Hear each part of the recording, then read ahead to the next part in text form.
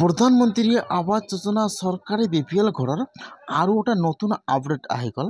সেইটো আপডেট হ'ল যিসকলে এতিয়ালৈকে চৰকাৰী ঘৰটো লাভ কৰা নাই, আজি সেইসকলৰ কাৰণে ভাল খবৰ আহি গ'ল।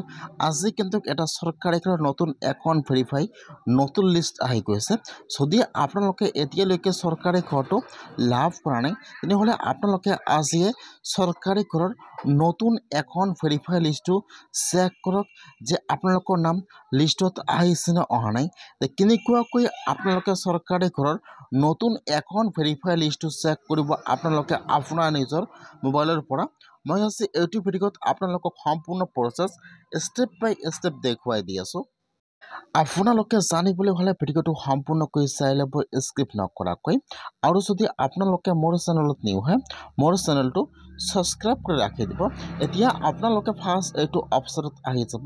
মই কিন্তু আপোনাৰ সুবিধাৰ কাৰণে অপশ্যনৰ লিংকটো মোৰ ডিছক্ৰিপশ্যনত দি দিছোঁ। আপোনালোকে ডাইৰেক্ট ক্লিক কৰি ফাৰ্ষ্ট এইটো অপশ্যনত আহি যাব। অহাৰ পিছত ইয়াত চাব 2 নম্বৰত দিয়া থাকিব আৱাস শপ।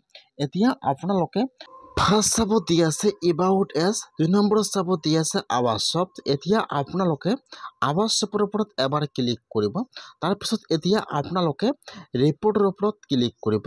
এতিয়া কিন্তু আপোনাৰ ওচৰত ইয়াত ছাৰ্ভিচবিলাকৰ নাম অপেন হৈ যাব এনেকুৱাকৈ। এতিয়া আপোনালোকে অলপমান তলত আহি যাব। অহাৰ পিছত ইয়াত চাব, ইয়াত যিটো F নম্বৰত অপশ্যন দিয়া আছে EFMS ৰেপৰ্ট, ইয়াত যিটো F-ৰ 3 নম্বৰ অপশ্যন দিয়া আছে beneficiary register account frozen and verify. এতিয়া আপোনালোকে F-ৰ 3 নম্বৰ অপশ্যনৰ ওপৰত ক্লিক কৰিব। এতিয়া কিন্তু আপোনাৰ ওচৰত আৰু এটা নিউ পেজ অপেন হৈ যাব এনেকুৱাকৈ। এতিয়া আপোনালোকে ইয়াত চাব, ইয়াত আকৌ ক্লিক কৰিব নালাগে। তলত চাব দিয়া থাকিব অল ষ্টেট। এতিয়া আপোনালোকে সেইটো অপশ্যনৰ ওপৰত ডাইৰেক্ট ক্লিক কৰিব।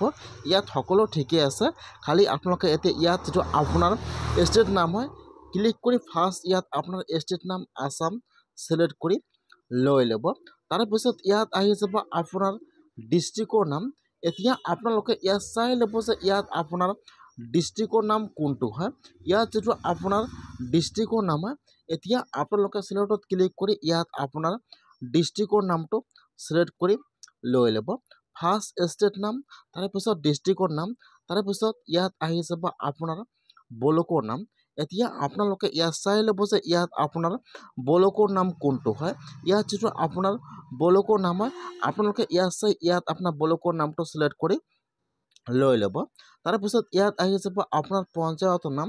এতিয়া আপোনালোকে ইয়াত চাই লৈ ইয়াত আপোনাৰ পঞ্চায়তৰ নামটো ছিলেক্ট কৰি লৈ ল'ব। ইয়াত যিটো আপোনাৰ এড্ৰেছটো আছে, সকলো ইয়াত ভালকৈ চাই ছিলেক্ট কৰি লৈ ল'ব। তাৰপিছত ইয়াত চাব তলত যিটো কেপচা দিয়া আছে, এতিয়া আপোনাৰ তাত যিটো কেপচা আহি যায়, আপোনালোকে ইয়াত কেপচাটো বহাই দিব। যদি ইয়াত কেপচাটো নিমিলে তেনেহ'লে আপোনালোকে ইয়াত কেপচাটো ৰিফ্ৰেছ কৰিব। ইয়াত নিউ কেপচা আহি যাব। এতিয়া আপোনালোকে ইয়াত কেপচাটো বহাই দি আপোনালোকে এতিয়া ছাবমিটৰ ওপৰত ক্লিক কৰিব। এতিয়া কিন্তু আপোনাৰ ওচৰত নতুন একাউণ্ট ভেৰিফাই লিষ্টটো ইয়াত অপেন হৈ যাব এনেকুৱাকৈ। ফাৰ্ষ্ট আহি যাব আপোনাৰ ঘৰৰ ৰেজিষ্ট্ৰেশ্যন ID নম্বৰ, তাৰপিছত ইয়াত আপোনাৰ ফুল নেম আহি যাব। তাৰপিছত আপোনালোকে যিটো আপোনাৰ বেংকৰ একাউণ্ট জমা কৰিছিল, ইয়াত বেংকৰ নামটো আহি যাব। আৰু এইফালে চাব দিয়া আছে ষ্টেটাছ ভেৰিফাই, আৰু এইফালে চাব কিছুমান কিন্তু এতিয়াও পেণ্ডিং হৈ আছে। যিবিলাকৰ নাম ইয়াত আহিছে আৰু ভেৰিফাই হৈছে, সেইসকলৰ একাউণ্টত কিন্তু অহাকালি ঘৰৰ পইচা সোমাই গৈছে। আৰু যদি আপোনালোকৰ এড্ৰেছত নাম আহিছে আৰু ইয়াত লিখা আছে পেণ্ডিং, তেনেহ'লে কিন্তু আপোনালোকৰ একাউণ্টত ঘৰৰ পইচা সোমোৱা নাই।